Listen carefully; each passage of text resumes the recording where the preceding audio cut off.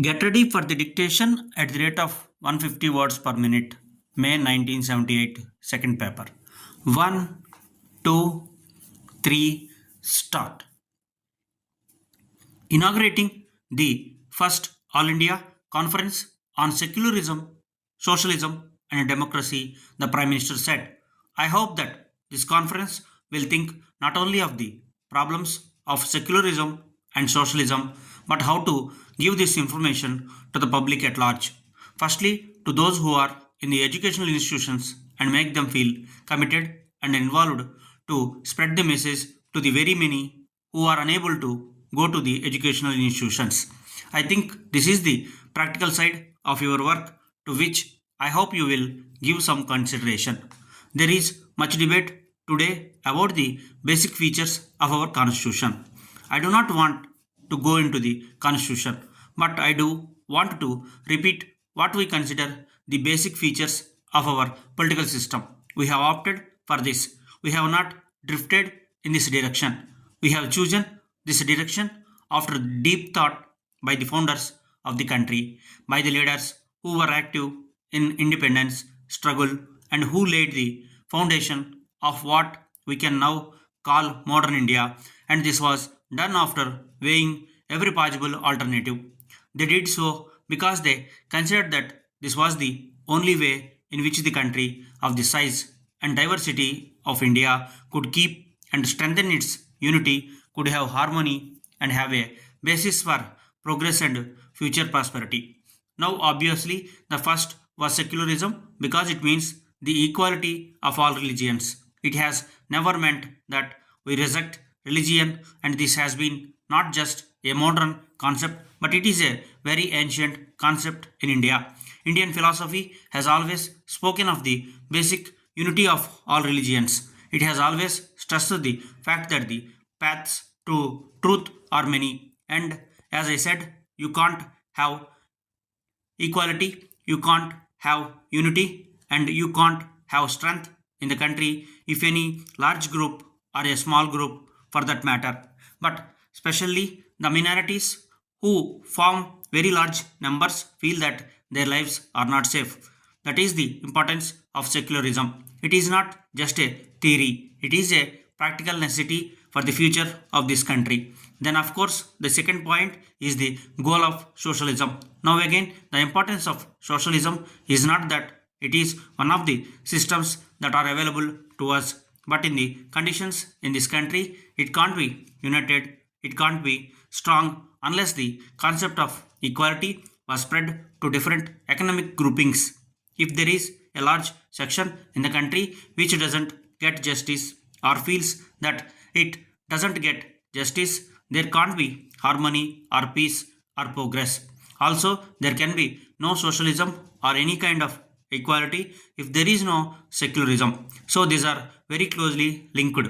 So, far as democracy is concerned, it is a word which seems to encompass everything. What is democracy? Democracy is ultimately the voice of the people. It was only after the Industrial Revolution, after education grew that little by little thoughts of equality, liberty, equality of opportunity, and so on started. These seeds were planted in the minds of ordinary people. Now, the other danger to our democracy is that, again, I do and speeches made outside, it has been openly admitted that countries who do not like particular regimes in other countries feel they are free to interfere. We are not free to comment on something that happens which is of vital interest to us, to our survival. For instance, what happened Bangladesh when 10 million refugees came here? That was regarded as interference. That was regarded as our wanting to destroy Pakistan. But countries can take action and are taking action openly, admitted not merely by press people who revealed secrets, but by people who have themselves taken part in these operations that they feel that they are free to interfere. They are free to interfere military, they are free to interfere by economic pressure, they are free to interfere by political pressure. This has been admitted. We are surrounded by dangers. There are people in the world who are far more powerful than we are, who want to change the sort of India that we want to build. This is the major danger. We are neither anti Western nor are we pro Soviet. We take help from wherever we get it, and I think there is nothing shameful in it, provided we are not comprising any of our ideals or our policies or anything by getting this help. But primarily, we are working for India. It is not our concern what other countries are doing within their borders. We may like it or we may not like it. It is not that we are unaware, but we do not comment on these things. We are concerned with taking this country forward, and we can only take it forward if, as I outlined earlier, we stick to these principles. No other path can give us that strength, that unity, or that true freedom which is necessary for a country like India. I would like to add that even if we were willing to sacrifice principles, we can't get that help which this country needs, because the proportions of the task or endeavor, national endeavor, are so vast, so gigantic that nobody in the world can help us except marginally. We have to bear this burden ourselves, and if we have to bear the burden ourselves, we have to see what is the best way of lifting this burden and being able to march forward. The fact that we have made so much progress, whether in agriculture or in industry or in science and technology or even in education, defective as it is, shows that with all our faults and shortcomings, we have been able to face certain realities. We have been able to take this country forward. We are not complacent.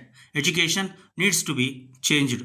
Many things needs to be changed in our dealings with industry, in agriculture, and in everything, partly because the situation is constantly changing, but we can't ignore the fact that this country has achieved much of which it can be proud. Stop.